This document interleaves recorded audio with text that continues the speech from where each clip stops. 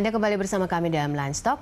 Kita sudah sampai di penghujung segmen. Masih bersama saya ada Mas Dedi dan juga Aba Abimanyu. Mas Dedi, terakhir mungkin apa yang bisa diprioritaskan saat ini? Kan ada 4 sektor prioritas sebenarnya kan. Infrastruktur, apakah masyarakatnya dulu, ataukah misalnya ekonominya dulu, atau pemerintahan yang digital dulu. Ini bagaimana ini supaya beriringan dan bagaimana proyek infrastrukturnya sampai saat ini? Baik Mbak Popi, pada intinya pemerintah sekarang sedang melakukan agenda percepatan transformasi digital nasional. Betul, tadi yang disampaikan ada 4 sektor prioritas yang menjadi pilar agenda percepatan transformasi digital ini. Yang pertama adalah digital infrastructure, infrastruktur telekomunikasi. Yang kedua adalah digital government atau kalau kita sering menyebutnya sebagai SPBE, sistem pemerintahan berbasis elektronik. Yang ketiga adalah digital society, masyarakat digital yang kita diskusikan di awal tadi sebetulnya bagian dari masyarakat digital, bagaimana mempersiapkan masyarakat untuk bisa adaptif dan menggunakan ruang digital secara sehat dan produktif. Dan kemudian kita juga punya digital economy. Ekonomi digital kita juga harus bergerak maju. Empat-empatnya kalau tadi ditanyakan bagaimana prioritasnya, semuanya berjalan secara paralel.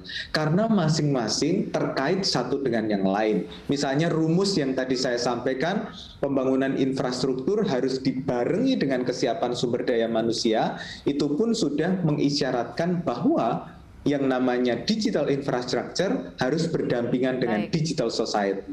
Kira-kira seperti itu Mbak, kita berjalan bersama-sama secara paralel. Baik, terakhir mungkin Aba, apa yang bisa disampaikan closing statement dari Aba sendiri, input yang mungkin ini bisa didengar oleh pemerintah untuk melaksanakan transformasi digital di tanah air ini?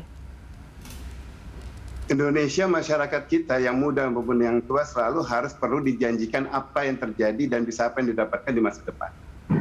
Kenapa? Dengan demikian mereka tahu apa yang diinvestasikan bagi anaknya, apapun kemudian langkah apa yang akan ditempuh oleh si siswanya untuk belajar, dia tahu ke depannya akan dapat apa. Nah, ini menjadi PR Kominfo maupun lembaga pendidikan untuk memberitahukan.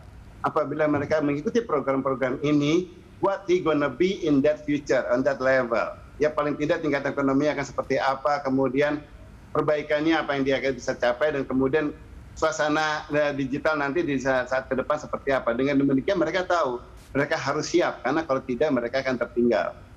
Kemudian khususnya kepada lembaga pendidikan, hindarkan lagi pendidikan yang sifatnya hanya berjenjang. Semester 1 lebih bodoh dari semester 2, semester 2 nanti pintaran dikit, semester 3 pintaran dikit, and so on sampai lulus.